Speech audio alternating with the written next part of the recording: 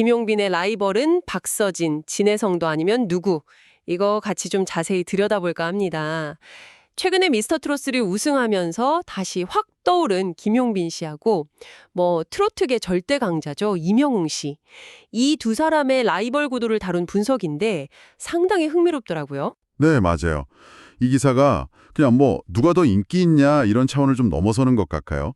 트로트 시장 안에서 라이벌이라는 구도 자체가 어떻게 보면 팬덤이나 미디어를 통해서 만들어지고 또 소비되는지 그 과정을 보여주는 점이 재밌죠. 특히 임영웅이라는 워낙 큰 존재가 있으니까 그게 후발주자들한테 어떤 영향을 미치는지 그걸 분석한 게 이 기사의 포인트라고 할 수 있겠습니다. 당신께서 이 현상을 좀 더 명확하게 보실 수 있게 제가 좀 풀어드리겠습니다. 좋습니다. 그럼 일단 김용빈 씨 얘기부터 시작해야 할 것 같은데요. 2004년에 트로트 신동으로 나왔다가 아시겠지만 긴 공백기가 있었잖아요. 우울증도 겪고 그러다가 트롯 전국체전에서 5위 하고 또 이번에 미스터트롯3에서 시청률이 19.1%였나요? 엄청난 관심 속에서 우승하면서 진짜 극적으로 재기했죠. 이런 스토리가 팬들한텐 또 크게 다가오는 것 같아요. 맞습니다. 그런 서사가 팬덤을 뭉치게 하는 데는 정말 큰 힘이 되죠.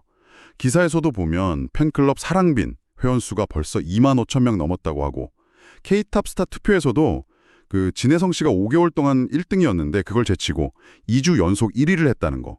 이게 그냥 단순 인기가 아니라 정말 팬덤의 어떤 열기 이런 게 느껴지는 부분이죠.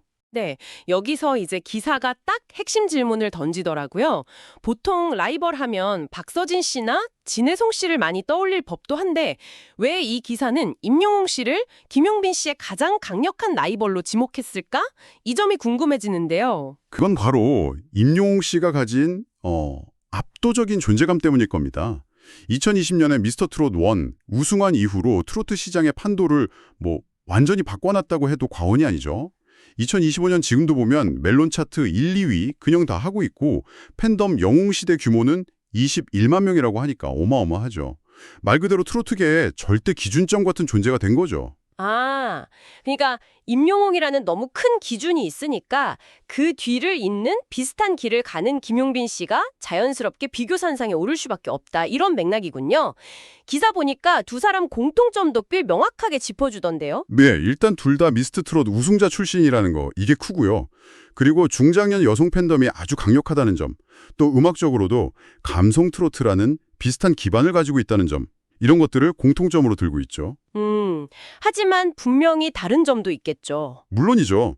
김용빈 씨는 그 궁극의 감성이라는 별명처럼 아무래도 중저음 보이스하고 섬세한 감정 표현, 이게 강점이죠.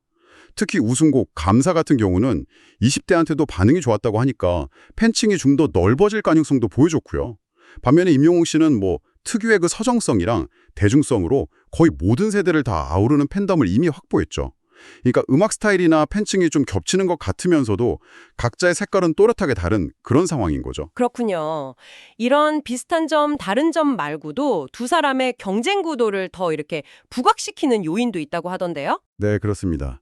예를 들면 사랑의 콜센터 같은 인기 예능 프로그램이나 전국 투어 콘서트처럼요. 두 사람이 활동하는 무대나 플랫폼이 겹치는 경우가 많아요. 그러다 보니까 자연스럽게 팬들 사이에서 비교가 되고 또 경쟁 심리도 생기고요.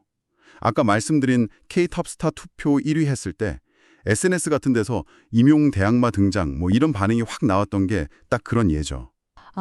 팬들 사이에서도 그럼 의견이 좀 갈리겠네요. 네, 기사에서도 그런 점을 언급해요. 김용민 씨의 그 진정성이나 성장세를 높이 평가하는 팬들도 많지만 또 한편으로는 아직 차트 성적이라든지 팬덤 크기 면에서는 임영웅 씨랑 바로 비교하기엔 좀 이르지 않냐 이런 신중한 의견도 있다는 거죠.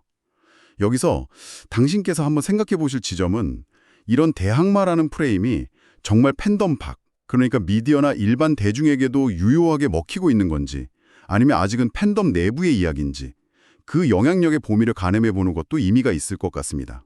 결국 전문가들은 이 현상을 좀 어떻게 보고 있나요? 시장에는 어떤 영향을 줄 거라고 보는지. 기사에 나온 전문가들 의견을 보면 대체로는 좀 긍정적으로 보는 것 같아요.